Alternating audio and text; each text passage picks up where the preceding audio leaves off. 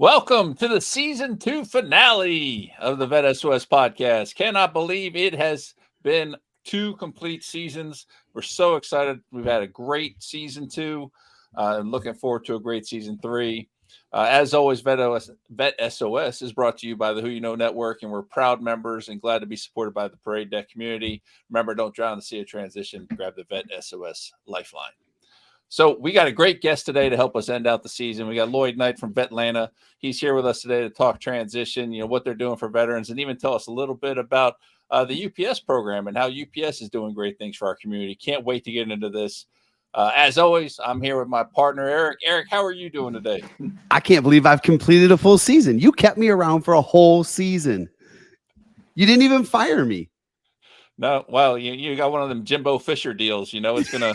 I can't just cut you loose. I need the whole board to come in with some money before we cut you loose. Dude, I'm excited, man. This is one of my very best friends. This is a brother of mine. I am super excited to let Lloyd share his story and what he's got going on with VETLANTA. Incredible organization. What he's been doing in UPS is phenomenal. So with one of my very dearest friends here on, I'm doing phenomenal. I'm super excited to be here. How's that go, Shawn? What's that saying? Oh yeah, pitter patter. Let's get at her. Gonna make it a thing. All right. All right, so let's jump into it. We got Lloyd Knight. He is a veteran talent acquisition strategy manager at UPS based at the corporate headquarters in Atlanta. He's a retired Air Force veteran and is highly engaged in the veteran community, including starting the first veteran business resource group at UPS, and is the co-founder and president of VETLANTA, a collaboration of organizations striving to make the greater Atlanta area the premier community in the country for veterans and their families to work, live, play, and pray. Lloyd is the recipient of the 2018 UPS Jim Casey Community Service Award, which is given annually to just one of the 500,000 global UPS employees. Most recently, Lloyd is the author of Night Work, My Unfinished Journey of VETLANTA, which details his journey into marriage, the Air Force, corporate America, VETLANTA, and the loss of his wife, Susan, and his renewed faith. It is so awesome to have you on here today, Lloyd. How are you doing today? Yeah, thanks, Shawn. And it's awesome. Anytime I get to spend time with Eric, we have fun and we get deep, and let's rock it. There you go. So before we jump into VETLANTA and UPS, tell us a little bit about your military journey and then that transition journey. How'd that go for you? I know, you probably had a perfect transition. That's what we hear the most on this show. So tell us a little bit about it. I actually did have a perfect transition, but it was yes, I nailed one because it was a lot of work on my end. So I'm an Army brat. My dad was in the Army. Both of my sisters married soldiers. They had a brother that was in the Army. My middle brother joined the Air Force. So I coming out of high school, I knew I did not want to be in the Army. So sorry, Eric. We forgive you. I'm Army too. So I joined the Air National Guard when I was 17, joined the Air Force when I was 18, went to basic training 3 days after tech school, married my high school sweetheart, and then we were off. I was a pretty poor high school student, honestly. And, I talk about it in the book because I didn't have any study discipline. And then I became an enlisted aviator. I was a loadmaster and had to quickly learn discipline. Because at my tech school and my flight school, people were flunking out left and right. I had over 50% washout rate in my tech school. Wow. So I had to learn discipline, and it ended up working well for me. Had a pretty phenomenal career. I spent 3 years flying operationally, then spent a lot of time in flight test. And then I got a great assignment, kind of reblued myself and got an assignment to Germany. And really figured out the importance of logistics in that job. I ended up going to Headquarters Air Mobility Command at Scott, and then got the first sergeant bug. I spent my last 3 years as a first sergeant, which the motto of the Air Force first sergeant is "People are our business," and that went on to serve me very well after I left the military. I always said I use those skills.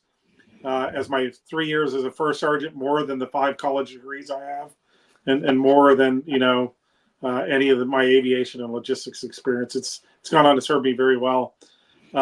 Was doing great in my career, and was really on track become an E8, a senior master sergeant. I missed it by half a point, and ended up going to the senior NCO academy as a non-select. But wow, I came out of that, and God spoke to me and said, my place was somewhere else. I put in my retirement paperwork right at the 19-year mark, and spent my last year focused on not only my role as a first sergeant, but on the transition. So that was 17 years ago. There was a lot less. There wasn't VET S.O.S. There wasn't Higher Heroes USA and 4 Block and American Corporate Partners, but there was some help out there. And I started doing my homework and actually had a very successful transition. I had multiple job offers, ended up taking one at UPS, and not for the pay. I actually took a little bit of pay cut, honestly, but knew I could prove myself. It was a great company, great brand, values, similar to my own. And then I wanted to move to the South and, got an opportunity to come to Atlanta, Georgia.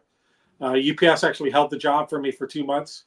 Wow. And so I ended up having a retirement ceremony on a Saturday or Friday, starting terminal leave on a Saturday, moving to Atlanta on a Sunday, and then starting my next career on a Monday. So wow. I'm one of the weird ones, but I had one day of terminal leave. Yeah. I love it. And the hard work piece is awesome. It was hard work. Oh yeah. And I can't remember, Eric, what your MOS is. What was the washout rate? What for 11 Bravo? Yeah. I don't remember that long ago. Lloyd's got such a better memory than I do. That was the 90s, bro. I don't remember what our washout rate was. I thought the requirement was breathing. Yeah. Okay, that's enough intel, guy. Oh, hey, I was the same way. My dad was Navy. He told me to go Air Force. I went Army. So it's it is what it is. If I must admit it, my oldest son became an 11 Bravo. Oh, yeah. You let Eric talk to him too much. I didn't have anything to do with that. Either did I. So Lloyd, once you transition, you start off with UPS. You've been with UPS since, right? Yeah, so 17 years. I jumped into a great spot, Eric. The job they hired me to do wasn't hard. I figured it out very quickly. I was honestly bored. The first 6 months, and then I had to learn how to swim outside of my lane. And start grabbing responsibility, and it's much different in the commercial world than in the military world. And then I started making a lot of decisions. We were underwhelming the government contracting space, and I didn't know it at the time, but I was the subject matter expert.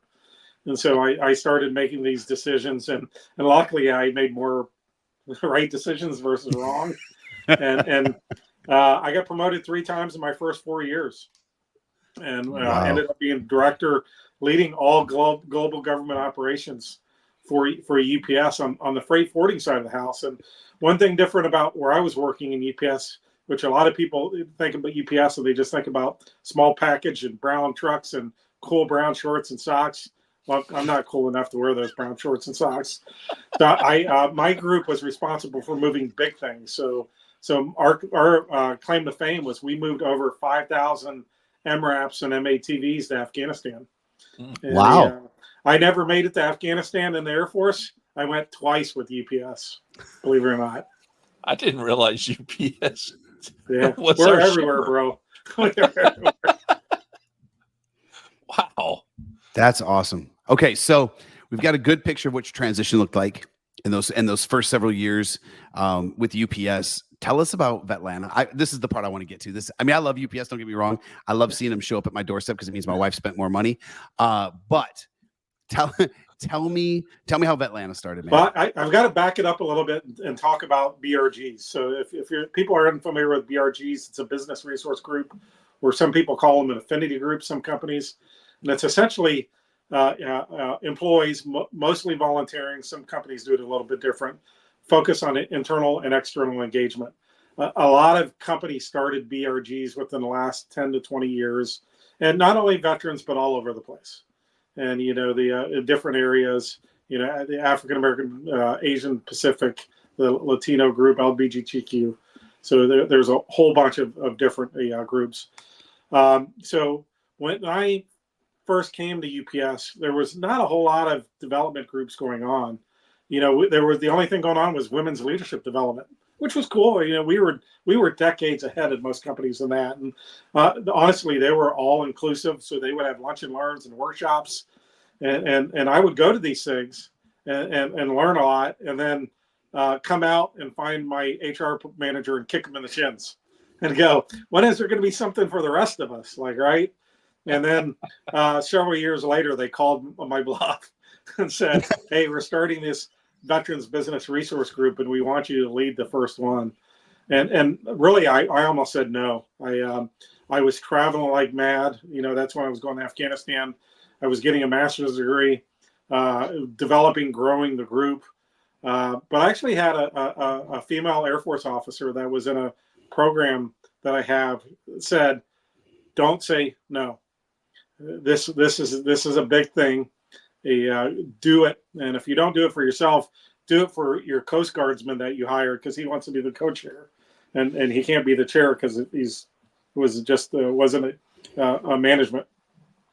So I did it, and I would love to say I did amazing things, but it was, we didn't have a budget, and so I held a lot of events, and I used to tell people, if you come to my event, don't come hungry, because you're not being fed, right? So there's a water faucet out front, but I ended up, laying a great foundation of what would become, the future, and now we have 19 VBRG chapters across the country. And how VETLANTA got started was John Phillips, a retired Army lieutenant colonel, artillery and finance, which is weird, but then now retired at Coca-Cola. I was leading Coca-Cola's Veterans Day activities, which is huge, and he wanted to get all the companies, Fortune 500 companies around Atlanta, to sit in a room and find out what everybody was doing for veterans. And he very arrogantly thought Coca-Cola was the only one doing anything. So almost a decade ago, we had that first meeting, and it was the who's who here in Atlanta. You had UPS and AT&T and GE, Home Depot, Delta Airlines, McKesson, Georgia Tech, and Coca-Cola, Delta Airlines, and some others. So about 25 people, and I was amazed. I believe it or not, I didn't say a whole lot that night in that room, which people who know me were like, yeah, right, because I like to talk. I wasn't going to say it.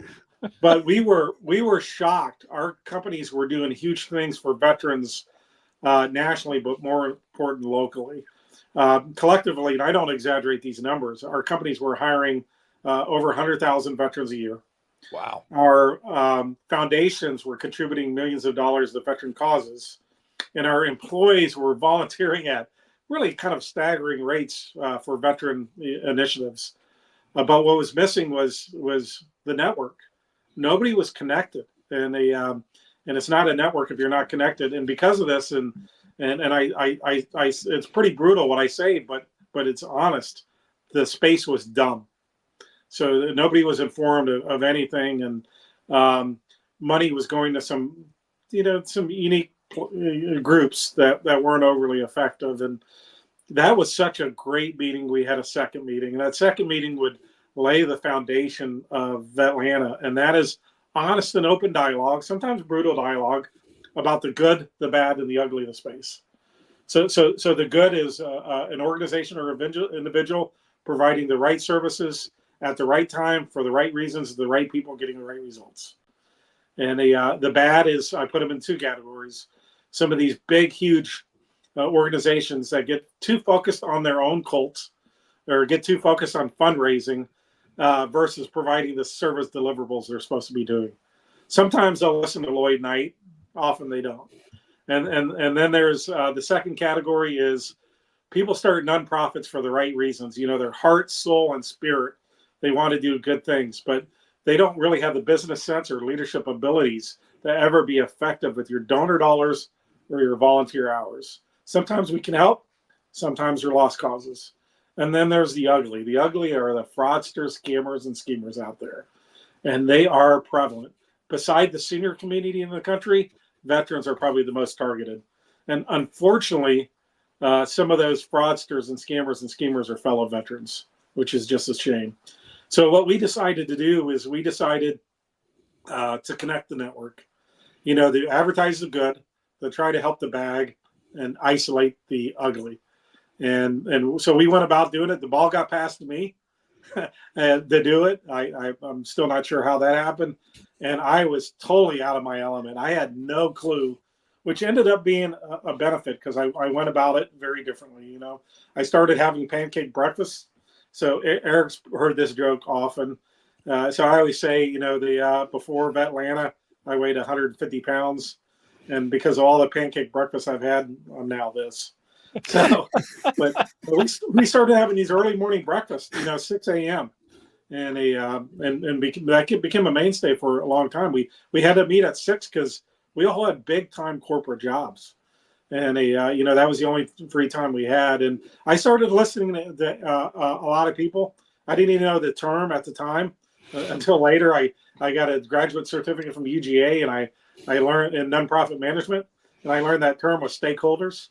And so I was essentially talking to my stakeholders, and then we formed as very differently. First, we didn't form as a 501c organization. We formed as a club. And then we opened it up to anybody who wanted to help veterans. And then here's where we got really way different. So we chartered ourselves never to accept money or give them any money. We're going to focus on collaboration and volunteerism, and everything we were going to do is going to be in kind. And then we started, and it's been a heck of a journey. That's an awesome story. First of all, and just the fact that bringing all those resources together is truly amazing. So you said you started with essentially 25 people. Was that 25 different organizations or just 25 people? It was the first meeting was 25 people from maybe about 15, 18 different organizations, and now it's crazy. We have over 8,000. People have signed up to be members, and probably 300 different nonprofits, probably over 100 companies. What we do is our primary service offering is our quarterly summits. Mm-hmm. So prior to COVID, we were averaging about 500 to 600 people per summit. Our biggest one was 1,200. It was at Mercedes-Benz Stadium, and Governor Kemp was our keynote. And then right now, post-COVID, we're probably doing about 350. This year, but we're starting to trend up. That is awesome. That's where I was going to go with that, is how many people are involved now. And is this all based out of Atlanta, or is this people from all over the place being part of this? Yeah, you know, I've always focused it on the greater Atlanta area, which is a big area, 22 counties. And we're all volunteers. Nobody makes any money doing this. So we really don't have the time to go outside of that. I always want to. I'm a guy who focuses locally, and so I've always kept this local. But one of the things we've done is we've given our charter. We've even offered our logo. We've done best practices and lessons learned at over 30 cities across the country to help them try to develop what we have. And but it's very special. Nobody's been really able to really use the same model. So we've talked about our summits. What else is it that tell me, because it's not just a summit, right? Like VETLANTA gets involved. VETLANTA is about like you said, building that network. So what's your methodology? What's your modality for building that network? Connecting people makes stuff happen. You know, our typical summit is 2 hours of networking. We have 30 to 50 groups that set up tables, so it's structured networking. And then we have about an hour of speakers. When we first started, it was 3 hours of speakers. Like I remember we did an early summit at Turner. We had over 300 slides. But that was also the first time we did networking with it. And then we were like, holy cow, it's connecting people is making the difference, you know, not the speakers. And, you know, we've seen people hired on the spot. You know, one of the things I'll do is At some of the summits, I'll have all the job seekers stand up, and any company that's hiring raise their hand, and I'll be like, go meet by the grand piano in the back, or go meet by the Falcon, in the back. And people have actually got hired on the spot. Connecting people to organizations, either if they need the services or if they want to volunteer or even contribute money, is so important. We vet every organization that we deal with. We have those pancake breakfasts, and I look people in the eye, in addition to, getting on the Charity Navigator, reviewing their Form 990s.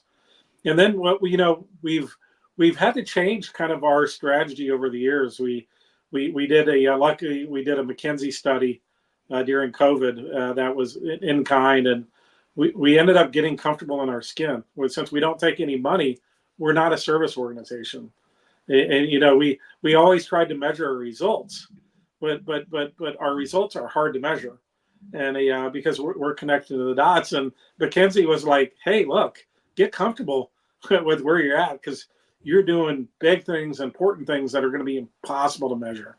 So one of the things we've done in the last couple of years is try to do events between the summits. And one of the ones I'm really proud of is community and faith. And in the beginning of Atlanta, we kept politics and religion out of it. And we've had politicians on the stage, but they've always been focused on veterans and not a campaign. And then Eric knows the story with the passing of my wife.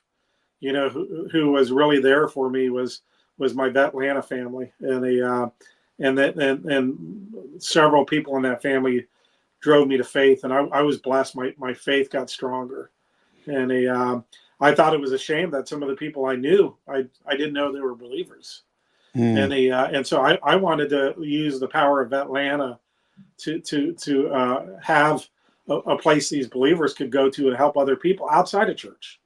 And so we started Community of Faith, and it's not in the main summit, but we have events, and it's the last couple we've done in a barn in Ball Ground, Georgia, and they've been wonderful. And so I'm excited about that. It's we do exercise-based networking, we do entrepreneurship networking, and this is essentially faith-based networking. And again, connecting the dots, vetting who's good, bad, and ugly, and then becoming more educated in the space as well. I love it. So you've mentioned it a couple of times. I want to give you an opportunity to talk about the book. I've read it. It's something that I cherish. I actually gave one away yesterday. I haven't gotten to tell you yet. I have two copies, one that you were generous enough to sign for me, and one that I had purchased. And so I gave the one I purchased to someone else just so that they could read your story. But I want you to tell us a little about it. I've got 5 more copies to give to you too. So yeah. So the book was something very special. I can tell you it happened really, really, really fast. If I could go back and do it over again, I would find a different editor, because there is some editing mistakes in it. But how that book happened was, when I never needed friends, because my best friend was by my side for almost 35 years.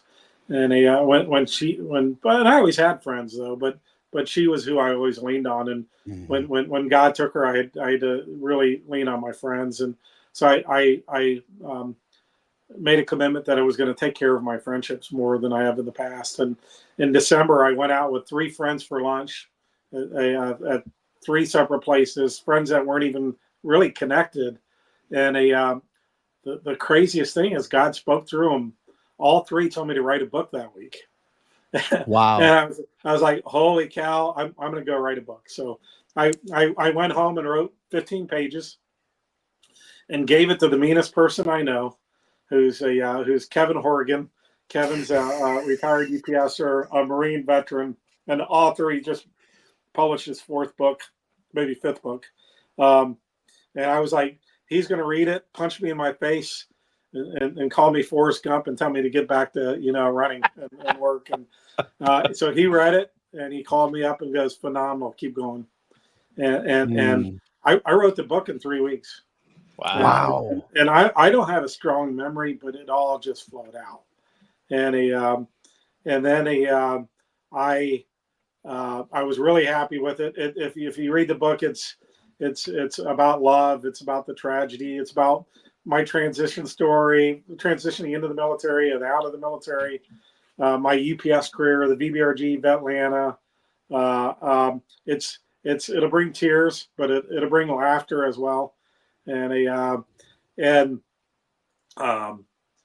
when I finished that book, I can tell you it was so healthy for me. I thought I was finished with the book, and I was trying to get it done. And I took Suzanne's ashes, the grain came in and spread them.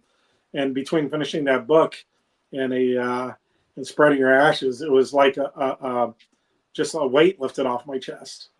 And I came back, and Kevin told me, "You're not done. So you have to write the last chapter. You didn't write the last chapter, and your last chapter needs to really focus on thanking the friends that were there for you and on your faith." So I did that, and I loved the last chapter. And that was right before the Warrior Set Free retreats that we did, the return home. And so if I write a second book, I'm definitely going to include that retreat, because that retreat was huge for me. And then interesting enough, I wrote the book and loved writing the book and was really happy with it and read through it. Haven't been able to read the book, so because I've started reading it, and every time I was like, oh, this is too emotional. So that's one of the reasons I got the edited copy back, and I tried to read it to check the edits, and I couldn't. But yeah, thanks for asking. If anybody's interested, it's on Amazon. And or if you're here in Atlanta, let me know. I can deliver you a signed copy. I love it. Yeah, it's not what I love about it. And Lloyd, you're an incredibly intelligent human being, but it's not a difficult read, right? Yeah. It's an incredible story.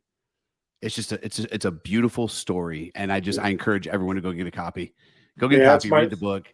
It's my story. I always kid around. The Forrest Gump thing is something I use all the time, because I've done some crazy things, like Forrest Gump. I went to the Obama's last State of the Union address. I found myself there, so in the audience, which is interesting because I'm a Republican conservative, but I was there.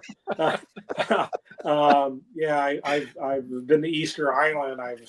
I've been on an aircraft carrier watching F-18s land 3 feet away from me. So my role in VETLANTA has allowed me to do some pretty cool things as well. And I've traveled to 74 countries. Wow. I've led a blessed life, and I've had a huge tragedy in my life, but I'm not blind to all the blessings that I have, like you, Eric Brew. And Warrior Set Free. I'm not blind to the blessings that are in front of me as well. I love it. And I appreciate you, man. I love you, dude. Okay. So I can't believe this, Shawn, but like we're at the end. I blinked and like we're at the end of time. So before we go, Lloyd, for those folks that want to know more about VETLANTA, maybe there's someone that's in a city that doesn't have a program like that. They want to learn more about how to build it. What is the best way for folks to get a hold of you? Yeah, if somebody wants to get a hold of me, just hit me up on LinkedIn. So I'll respond to your cat on LinkedIn. So I'm very involved. Would love to connect with you. So and if you're interested in VETLANTA, VETLANTA, VETLANTA.org. Go to our website, sign up for a events page, and you'll get invites to all our events, which are free. And Q4 is on Tuesday. Oh wait, never mind. Q4 is on Tuesday. This is being recorded, so so never mind. That doesn't matter. That doesn't matter. I just blew that. Well, it's it's December 5th at Goizeta, Emory Goizeta School of Business. Got some great speakers, and then the big one is going to be Q1, which is going to be on February 28th, and it's going to be at Clay National Guard Center. That's our 10-year anniversary celebration. Wow. Congratulations! Big things. We think we have Governor Kemp coming back. Nice. So we're about 90% sure we have that locked in. So awesome. Look forward to that. Awesome. Okay, man. Thank you again, Lloyd, for taking the time to be here, brother. You know I love you. I look forward. You and I need to jump on a phone call. We've got some things to discuss, but I'm going to let you go for today.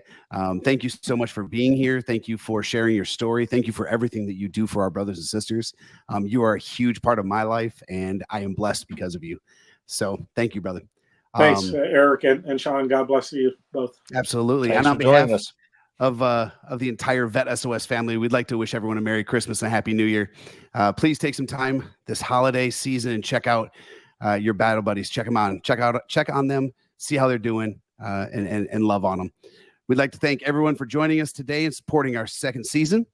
We cannot thank you enough for all the love and support you've shown, and we just couldn't do it without you. So join us 9 January for season 3. It's coming up. Make sure to follow and subscribe to us on YouTube or your favorite podcast platform.